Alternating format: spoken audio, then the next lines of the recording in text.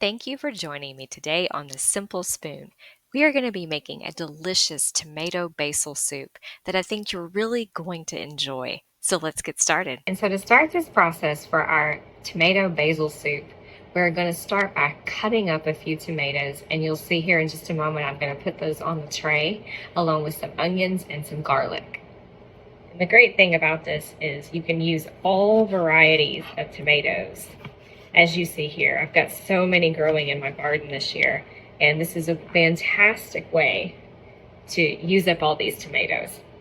And I'm just going to cut all these up so that they get roasted pretty well, and I need enough to make 4 pounds. And so this year we've grown quite a variety of tomatoes.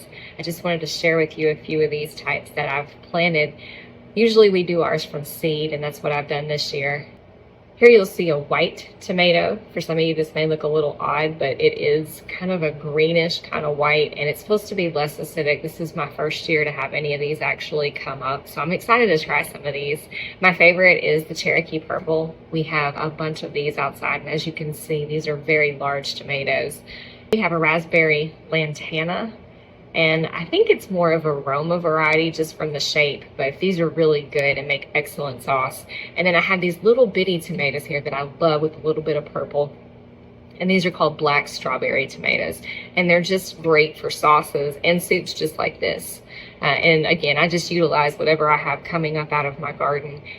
Next, we're going to cut up a yellow onion. And this is just a smaller yellow onion that I grew in my garden. I don't like a big pungent onion taste when especially I'm making soups, and neither does my family. But if you love the taste of onion, feel free to use a bigger onion or use a little bit more. And then we're also going to be adding in 4 to 6 cloves of garlic. Again, I don't like a strong garlic taste, but I like it just to give it that flavor. So I'll be adding a lower amount, about 4 cloves of the garlic. So we're going to finish cutting up our garlic and our onion here. And then once we get it all cut up and put on the tray, I'm going to drizzle it with a little bit of olive oil and then add in some salt and pepper for seasoning. And then we're going to put it in our preheated oven that's been on 400, and it's going to cook for about 45 minutes to an hour, and just until it starts to get that tender roasted look on top. So I'll show you what that looks like here in just a moment when I get everything on the tray. So we've got everything on the tray, and now we are going to drizzle just a little bit of olive oil everywhere. Just a little bit of coating. This is already preheated, or this has already got olive oil on the bottom of the trays. And I typically have to use these trays because of the size of my oven. It is a little smaller than a normal size oven. And now we're gonna add just some salt to this to give it some seasoning. And next, a little bit of pepper. Just liberally all over.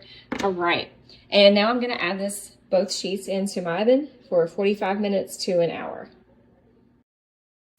Here you see those beautiful tomatoes and onion and garlic roasting in the oven.